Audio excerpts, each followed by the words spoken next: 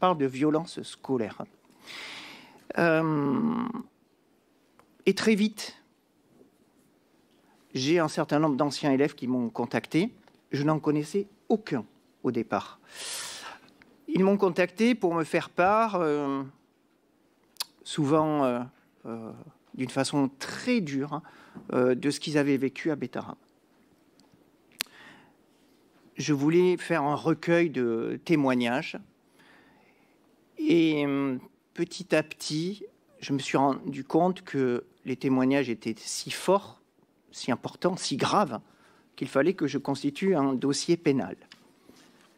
Je me suis posé plusieurs fois la question d'avoir le courage, en fait, de porter cette parole.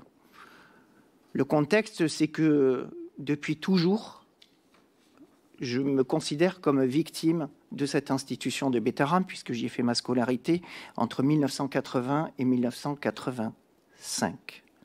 J'y suis resté 6 ans. J'habite à côté, dans le petit village de Montaut. Cet établissement, pour moi, ça représentait beaucoup de choses, parce que déjà, je suis chrétien à la base, et je faisais déjà la messe dans ma chambre. J'étais très croyant, et intégrer un établissement catholique, pour moi, c'était important pour la suite de ma vie. Je suis rentré donc à Bétarab, j'avais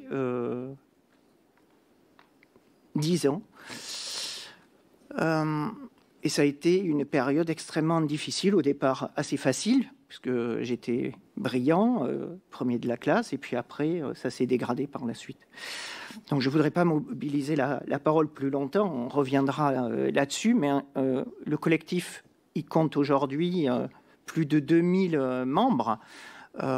J'ai 180 plaintes, mais au-delà des plaintes, j'ai énormément de témoignages, parce que ne croyez pas que c'est facile, en fait, de déposer un CERFA et d'aller ensuite être auditionné devant un officier de police judiciaire, même quand vous avez des traumas liés à des violences physiques subies pendant l'enfance.